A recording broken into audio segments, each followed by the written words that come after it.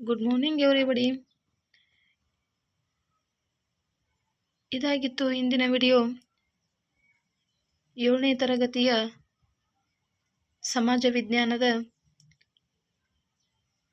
ಪೌರನೀತಿ ವಿಭಾಗ ಅಧ್ಯಾಯ 25 ವಿಶ್ವಸಂಸ್ಥೆ ಎಂಬ ಪಾಠದ ಬಗ್ಗೆ ಇರುವಂತಹ ಬಿಟ್ಟ ಸ್ಥಳಗಳು ಹಾಗೂ ಪ್ರಶ್ನೋತ್ತರಗಳನ್ನು ತಿಳಿದುಕೊಳ್ಳೋಣ.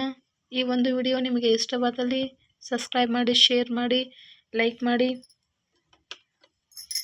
ಪ್ಲೀಸ್ ನಮ್ಮ ಈ ಒಂದು ವಿಡಿಯೋವನ್ನು ಸಂಪೂರ್ಣವಾಗಿ ವಾಚ್ ಮಾಡಿ ಅಂತ ಹೇಳ್ತಾ, ಮೊದಲಿಗೆ ಅಭ್ಯಾಸಗಳು. ಮೊದಲನೇ ಪ್ರಶ್ನೆ, ಮುಖ್ಯ ಪ್ರಶ್ನೆ, ಖಾಲಿ ಬಿಟ್ಟ ಸ್ಥಳದಲ್ಲಿ ಸೂಕ್ತ ಉತ್ತರ ಬರೆಯಿರಿ.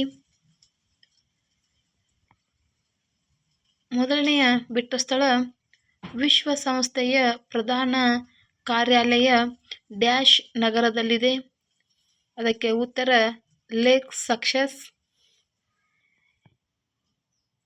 ಎರಡನೆಯ ಬಿಟ್ಟ ಸ್ಥಳ, ಜಾಗತಿಕ ಶಾಂತಿ ಮತ್ತು ಭದ್ರತೆಯನ್ನು ಕಾಪಾಡುವುದು ವಿಶ್ವಸಂಸ್ಥೆಯ ಅಂಗಸಂಸ್ಥೆಯಾದ ಡ್ಯಾಶ್ ಯ ಮುಖ್ಯ ಕಾರ್ಯವಾಗಿದೆ.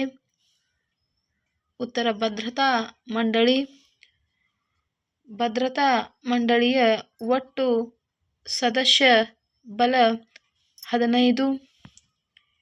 ನಾಲ್ಕನೇ ಬಿಟ್ಟ ಸ್ಥಳ, ಅಂತಾರಾಷ್ಟ್ರೀಯ ನ್ಯಾಯಾಲಯದಲ್ಲಿ ನೆದರ್ಲ್ಯಾಂಡಿನ ಡ್ಯಾಶ್ ನಗರದಲ್ಲಿದೆ.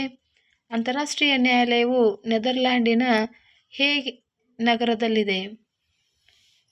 ಮುಖ್ಯ ಪ್ರಶ್ನೆ 2, ಒಂದು ಪದ ಅಥವಾ ವಾಕ್ಯಗಳಲ್ಲಿ ಉತ್ತರಿಸಿ. ಮೊದಲನೆಯ ಪ್ರಶ್ನೆ, ವಿಶ್ವಸಂಸ್ಥೆ ಯಾವಾಗ ಪ್ರಾರಂಭವಾಯಿತು. ಉತ್ತರ, ವಿಶ್ವಸಂಸ್ಥೆ 1945 ಅಕ್ಟೋಬರ್ 24ರಂದು ಪ್ರಾರಂಭವಾಯಿತು. ಎರಡನೆಯ ಪ್ರಶ್ನೆ, ವಿಶ್ವಸಂಸ್ಥೆಯ ಸ್ಥಾಪನೆಗೆ ಮುಖ್ಯ ಕಾರಣರಾದವರು ಯಾರು. ಇದಕ್ಕೆ ಉತ್ತರವನ್ನು ನೋಡೋಣ. ವಿಶ್ವಸಂಸ್ಥೆಯ ಸ್ಥಾಪನೆಗೆ ಮುಖ್ಯ ಕಾರಣರಾದವರು ಅಮೆರಿಕದ ಅಧ್ಯಕ್ಷ ರೂಸ್ವೆಲ್ಟ್, ಬ್ರಿಟಿಷ್ ಪ್ರಧಾನಿ ಚರ್ಚಿಲ್, ರಷ್ಯಾದ ಸರ್ವಾಧಿಕಾರಿ ಸ್ಟಾಲಿನ್ ಹಾಗೂ 51 ದೇಶಗಳ ಪ್ರತಿನಿಧಿಗಳು. ಮೂರನೆಯ ಪ್ರಶ್ನೆ, ವಿಶ್ವ ಸಂಸತ್ತು ಎಂದು ಯಾವುದನ್ನು ಕರೆಯುತ್ತೇವೆ. ಉತ್ತರ, ವಿಶ್ವಸಂಸ್ಥೆಯ ಅಂಗಸಂಸ್ಥೆಯಾದ ಮಹಾಸಭೆಯನ್ನು ವಿಶ್ವ ಸಂಸತ್ತು ಎಂದು ಕರೆಯುತ್ತೇವೆ.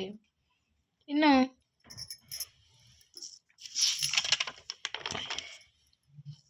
ನಾಲ್ಕನೆಯ ಪ್ರಶ್ನೆ, ಭದ್ರತಾ ಮಂಡಳಿಯ ಶಾಶ್ವತ ಸದಸ್ಯ ರಾಷ್ಟ್ರಗಳು ಯಾವುವು. ಉತ್ತರ, ಅಮೆರಿಕ, ಫ್ರಾನ್ಸ್, ಚೀನಾ ಭದ್ರತಾ ಮಂಡಳಿಯ ಶಾಶ್ವತ ಸದಸ್ಯ ರಾಷ್ಟ್ರಗಳಾಗಿವೆ. ಐದನೆಯ ಪ್ರಶ್ನೆ, ವಿಶ್ವಸಂಸ್ಥೆಯಲ್ಲಿ ಸೇವೆ ಸಲ್ಲಿಸಿದ 2 ಭಾರತೀಯ ಮಹನೀಯರನ್ನು ಹೆಸರಿಸಿ. ಉತ್ತರ, ಶ್ರೀಮತಿ ವಿಜಯಲಕ್ಷ್ಮಿ ಪಂಡಿತ್. ಎರಡನೆಯ ಮಹನೀಯರು ಬೆನಗಲ್ ನರಸಿಂಹರಾವ್. ಆರನೆಯ ಪ್ರಶ್ನೆ, ವಿಶ್ವಸಂಸ್ಥೆಯ ಮಾನವ ಹಕ್ಕುಗಳ ಘೋಷಣೆಯನ್ನು ಕೈಗೊಳ್ಳಲು ಒಂದು ಕಾರಣವನ್ನು ತಿಳಿಸಿರಿ. ಉತ್ತರ, ವಿಶ್ವದೆಲ್ಲೆಡೆ ಶಾಶ್ವತ ಶಾಂತಿ ಮತ್ತು ಭದ್ರತೆ ನೆಲೆಸುವ ಸಲುವಾಗಿ ವಿಶ್ವಸಂಸ್ಥೆಯು ಮಾನವ ಹಕ್ಕುಗಳ ಘೋಷಣೆಯನ್ನು ಕೈಗೊಂಡಿದೆ. ಮುಖ್ಯ ಪ್ರಶ್ನೆ 3, 2-3 ವಾಕ್ಯಗಳಲ್ಲಿ ಉತ್ತರಿಸಿರಿ. ಮೊದಲನೆಯ ಪ್ರಶ್ನೆ, ವಿಶ್ವಸಂಸ್ಥೆಯ ಮೂಲ ಉದ್ದೇಶಗಳ್ಯಾವುವು. ಉತ್ತರ, ವಿಶ್ವಸಂಸ್ಥೆಯ ಮೂಲ ಉದ್ದೇಶಗಳು ಈ ಕೆಳಗಿನಂತಿವೆ. ಅವು ಯುದ್ಧಗಳನ್ನು ತಡೆಗಟ್ಟಿ ವಿಶ್ವದಲ್ಲಿ ಶಾಶ್ವತ ಶಾಂತಿ ಮತ್ತು ಭದ್ರತೆಯ ಸ್ಥಾಪನೆ, ರಾಷ್ಟ್ರಗಳ ನಡುವೆ ಸ್ನೇಹ ಸೌಹಾರ್ದವನ್ನು ಸಾಧಿಸುವುದು, ಅಂತಾರಾಷ್ಟ್ರೀಯ ಆರ್ಥಿಕ, ಸಾಮಾಜಿಕ, ಸಾಂಸ್ಕೃತಿಕ ಹಾಗೂ ಮಾನವೀಯ ಸಮಸ್ಯೆಗಳನ್ನು ಬಗೆಹರಿಸುವುದರಲ್ಲಿ ಸಹಕರಿಸುವುದು. ನೆಕ್ಸ್ಟ್ ಪಾಯಿಂಟ್, ಮಾನವ ಹಕ್ಕುಗಳ ಬಗ್ಗೆ ಗೌರವವನ್ನು ಬೆಳೆಸುವುದು. ಇನ್ನು ಲಾಸ್ಟ್ ಪಾಯಿಂಟ್, ಈ ಮೇಲಿನ ಈ ಗುರಿಗಳ ಸಾಧನೆಗಾಗಿ ಸಮನ್ವಯ ಕೇಂದ್ರವಾಗಿ ಕಾರ್ಯ ಮಾಡುವುದು.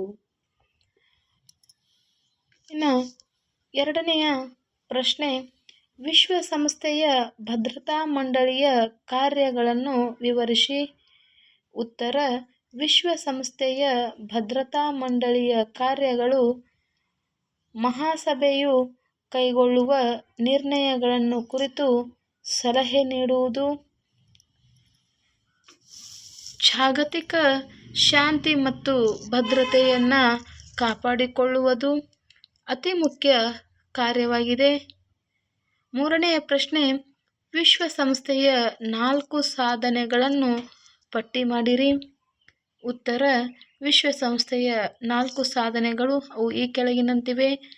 ಮೊದಲನೆಯ ಸಾಧನೆ ಆರ್ಥಿಕ ಕೊಡುಗೆ, ಆರೋಗ್ಯ, ಸಾರಿಗೆ ಸಂಪರ್ಕ, ಆಹಾರ ವಿಜ್ಞಾನ, ಶಿಕ್ಷಣ ಮುಂತಾದ ರಂಗಗಳಿಗೆ ವಿಶ್ವಸಂಸ್ಥೆಯು ಅಪಾರ ಆರ್ಥಿಕ ನೆರವು ನೀಡಿದೆ. ಎರಡನೆಯ ಸಾಧನೆ ಸಾಮಾಜಿಕ ಕೊಡುಗೆ, ವಿಶ್ವಸಂಸ್ಥೆಯು ಕೋಟ್ಯಾಂತರ ನಿರಾಶ್ರಿತರಿಗೆ ನೆರವು ಒದಗಿಸಿದೆ.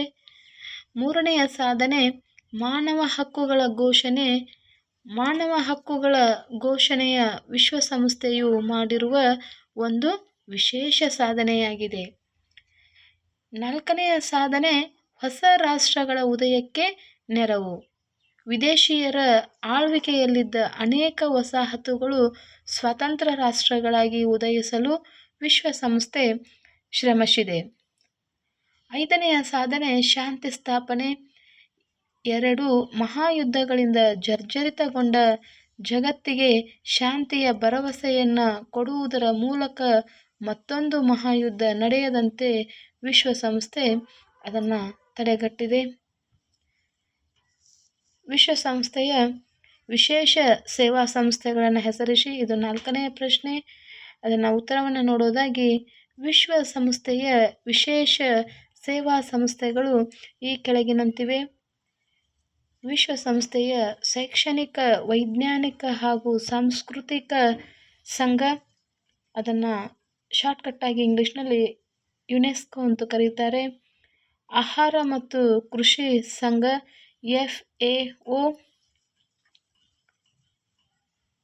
ವಿಶ್ವ ಆರೋಗ್ಯ ಸಂಸ್ಥೆ WHO, ವಿಶ್ವಸಂಸ್ಥೆಯ ಅಂತಾರಾಷ್ಟ್ರೀಯ ಮಕ್ಕಳ ತುರ್ತು ನಿಧಿ UNICEF. ಇನ್ನು ವಿಟೋ ಎಂದರೇನು? ಭದ್ರತಾ ಮಂಡಳಿಯಲ್ಲಿ 9 ಶಾಶ್ವತ ಸದಸ್ಯ ರಾಷ್ಟ್ರಗಳ ಪೈಕಿ ಯಾವುದೇ ಒಂದು ರಾಷ್ಟ್ರವು ನಿರ್ಣಯವನ್ನು ವಿರೋಧಿಸಿದರೂ ಆ ನಿರ್ಣಯವು ಅಂಗೀಕರಿಸಲ್ಪಡುವುದಿಲ್ಲ. ಶಾಶ್ವತ ಸದಸ್ಯ ರಾಷ್ಟ್ರದ ವಿರೋಧಿಸುವ ಈ ಅಧಿಕಾರವನ್ನು ವಿಟೋ ಎಂದು ಕರೆಯುತ್ತೇವೆ. ಇನ್ನು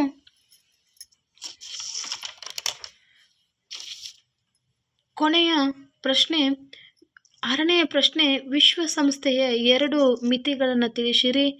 ಉತ್ತರ, ವಿಶ್ವಸಂಸ್ಥೆಯ 2 ಮಿತಿಗಳು ಸೋವಿಯತ್ ರಷ್ಯಾದ ವಿಘಟನೆಯ ನಂತರ ಶೀತಲ ಸಮರವು ಕೊನೆಗೊಂಡಿತು.